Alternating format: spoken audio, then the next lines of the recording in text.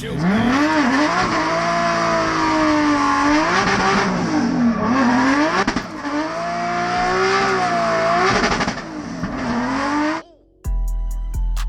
every day, trying to fill up this sack.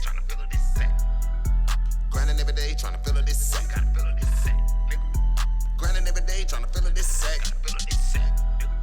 I'm grinding every day, trying to fill up this sack. Hey, racks on me, no beats. Cash on me, I'ma keep. All that money, I'ma teach. Too much money, I don't need it. I don't know. I'm just grinding every day, trying to fill up this sack.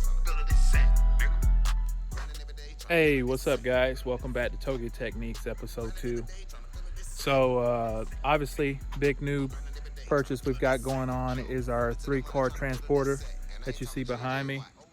I'm going to be doing a ton of events with this thing, going across the nation. We're also going to do a West Coast tour.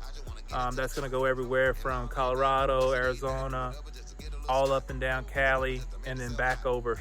So we want to do a really cool expansion out there. So if you've got some Cali people watching this, definitely hit us up in the DMs. Let us know. We're going to stop by your shop, stop by your local tracks.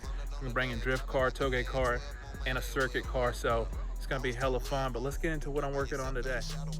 All right, so here we go. I didn't want to spend a ton of money, so I got all these products from your local Wally. But I mean, it does everything I want. I wanted Bluetooth, check, which is head system. I wanted a backup camera, check, it does that. I wanted something that was going to allow me to wire in additional speakers, definitely does that, and play DVDs. So when we're parked at the track or whatnot, my daughter can watch DVDs, or we can sit in the sleeper and watch some movies or whatnot. So checks all those boxes. And then I've got 6x9 Sonys that I'm adding in for a little bit of better audio. The replacement 4 inches that are going in the factory location. Backup camera so that we'll pick that up on the screen instead of having a separate one. And the reason why I bought 2 is because obviously this truck is almost 40 foot long from front to back, so definitely want to be able to have the length of cable, and it just made more sense to buy 2 with the supply cable and join them than it would to buy a separate one at the price point. Obviously a charger here that can adapt over to multiple settings, so I can have things rolling like the dash cam. And we're running a dash cam, so if there's any accidents or whatever liabilities, we'll have it recorded, and there won't be any issues as far as theft. So here are the 2 units side by side. Obviously Sony's the old school Japanese one that was in there, and to the left here, actually I got it upside down, is the new Pioneer Bluetooth DVD blah blah blah. But this unit actually worked fine. This knob was a little broken, which it got worse when I took it out, but other than that, you know, it did play CDs. I played a CD on it on the way back.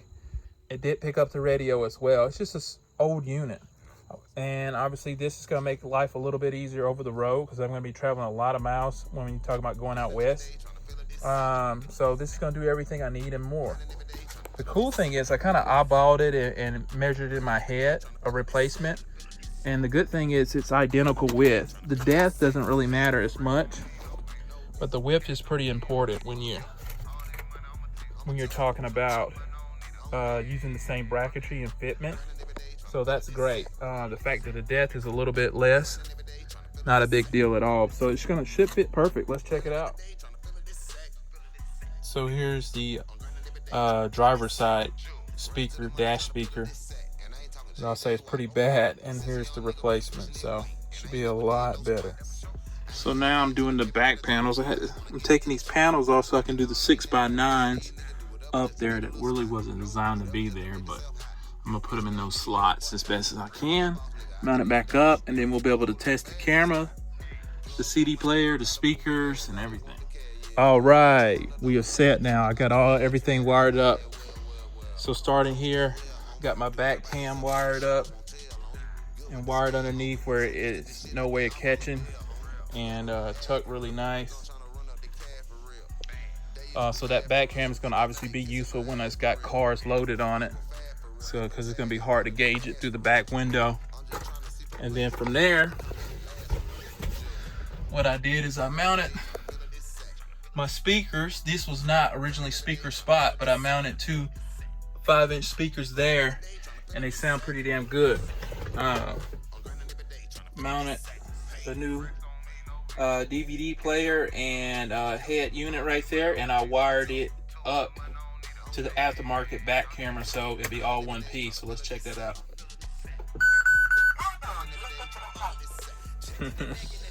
Love that ETC reading. So now I've got it set up when I go in reverse, it comes on automatically. And I've set it up where if I wanted to drive with it on, just to keep an eye on a trailer I'm pulling or whatever, I can do it manually as well. I had to do separate wires for that, but I thought it was important. Then I added a dash cam, 1080p, so pick up any issues I have there. And last but not least, I added speakers into both of the front, so that sounds a lot better. And then with that being said, that's pretty much it for the first go round of modifications to the truck, but there's going to be a lot more coming. So I appreciate you guys watching the channel. Definitely stay tuned for more likes and subscribes. Definitely check it out at bridgemoto.com. Peace.